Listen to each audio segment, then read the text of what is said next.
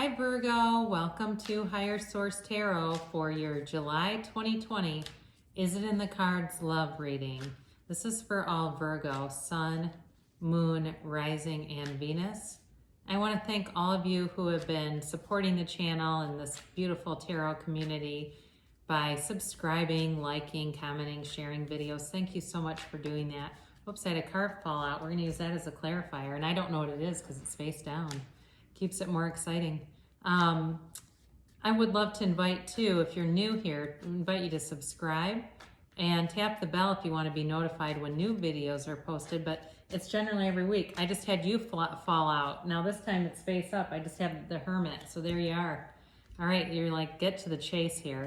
So anyway, if you don't want to do the bell and get notifications, I'm on every week. So I feel like there's an urgency here. All right, let's get the guidance for Virgo, please. Guidance and love for Virgo, Sun, Moon, Rising, and Venus. This is for Virgo. All right, I don't usually have that happen, by the way, and I'm not like a reader, like some readers like to do it and just have cards flying, and there's nothing wrong with that, but I don't generally have that happen, so it must be important. So you're represented here by the Two of Swords, the Three of Wands, and the Knight of Swords.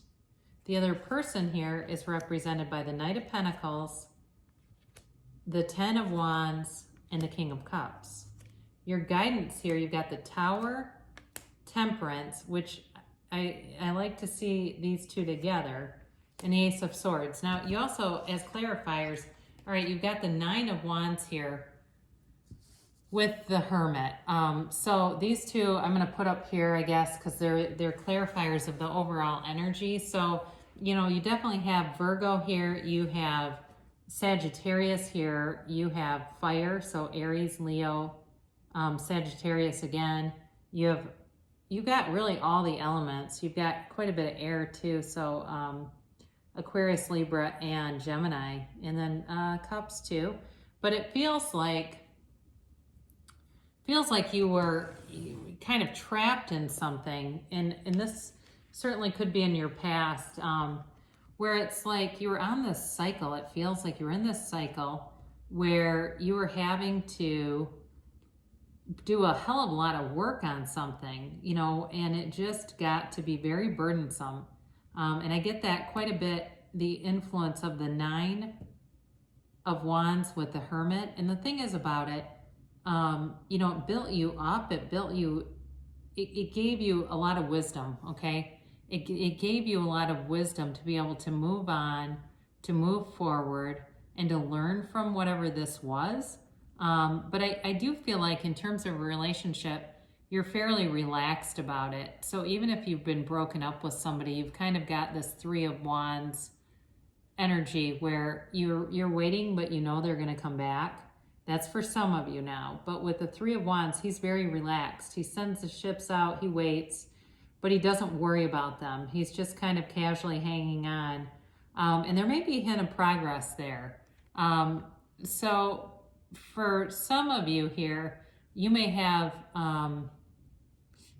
somebody new who comes in and they're wanting to, it feels like there's a competitive edge to it. So even for those of you that are waiting for somebody, you may have somebody new that shows up here too.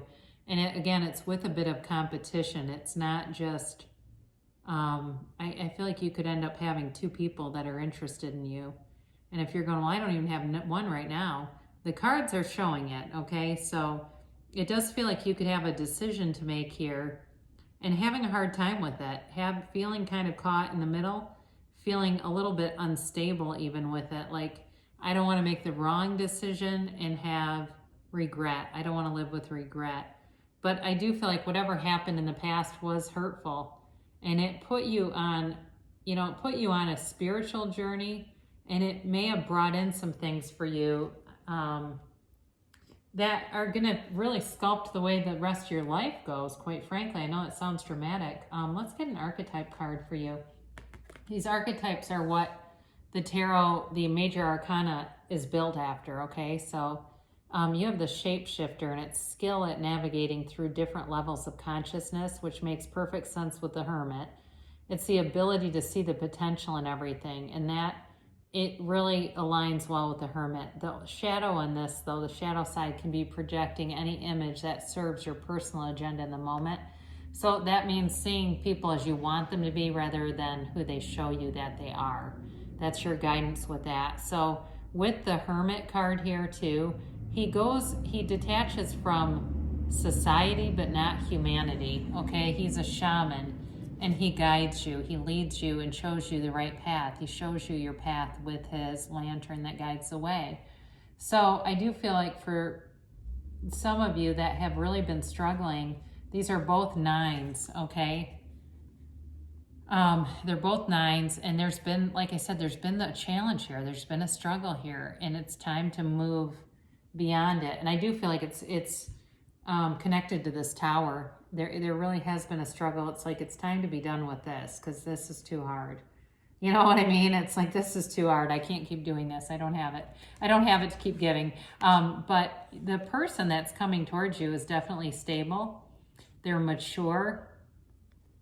And they're hardworking too. It could be somebody even in the construction industry who's just like a hell of a hard worker. And they're not afraid to get their hands dirty. They're very,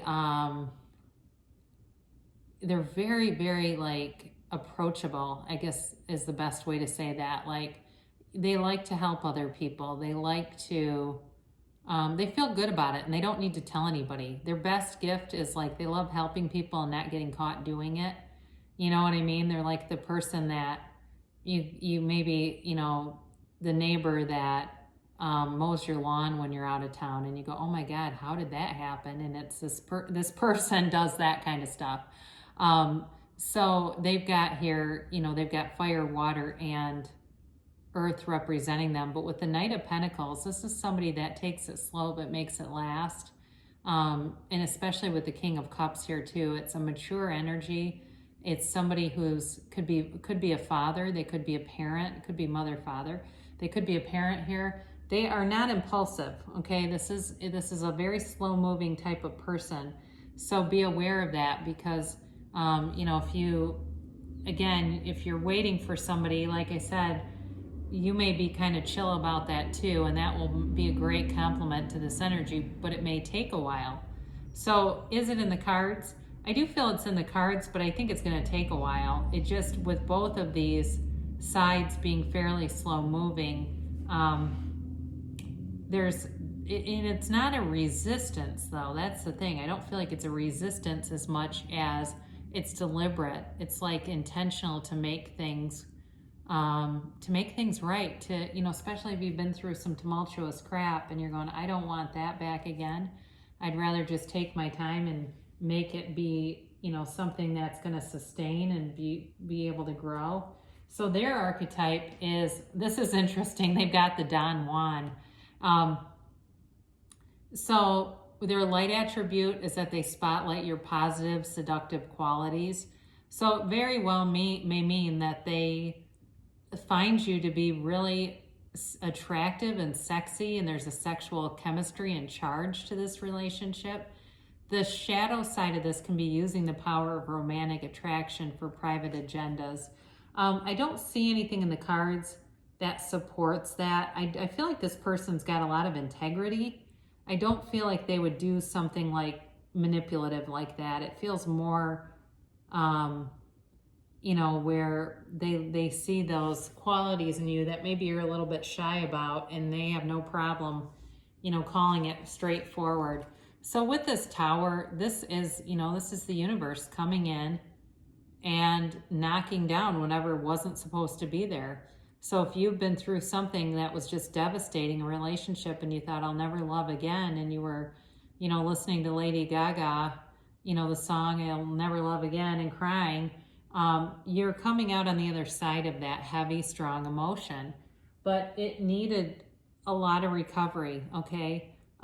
In the order of the deck, the Temperance card shows up after death, and it's because this Temperance angel, brings recovery. So it's also a great card to see after the Tower, because it's like, with whatever was brought down, it was for your higher good, and it was to ascend you to this next level. you know, it's like who you were when you first started relationships is probably a lot different than who you are now in a relationship, and you have a lot more experience and just the wisdom of how to, you know, how to begin, how to maintain, and if it needs to end, the way to do that too. But I do feel like you've got this clarity of mind here with the Ace of Swords. It's a very, again, it's like very well thought out. You know, there's caution here, but not trepidation. It's more like being cautious of one another's feelings than being, you know, concerned or slow to be in the relationship. It really has more to do with thinking through things for everyone's higher good.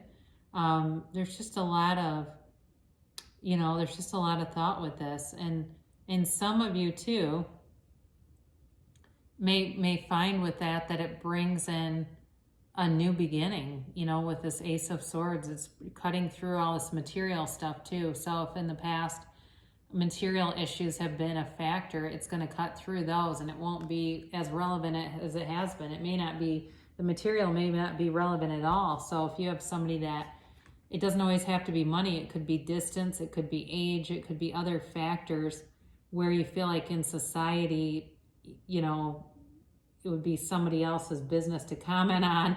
It would be irrelevant with that coming through. So we'll close with this Oracle card to attract more love in your life. Consider your foundation. Look at how committed you are to love. So interesting, since you do have the Tower, and that's all about foundation and knocking out what's not meant to be there to bring in new. So think about that. What is your level of commitment towards love? And that's what will be matched to you. So I love you so much, Virgo. Do I think it's in the cards? Yes. I do think it's going to take some time, but over time, it's a long-term foundation that's being laid here. So good things shall come to pass for you, and I'll be back again soon.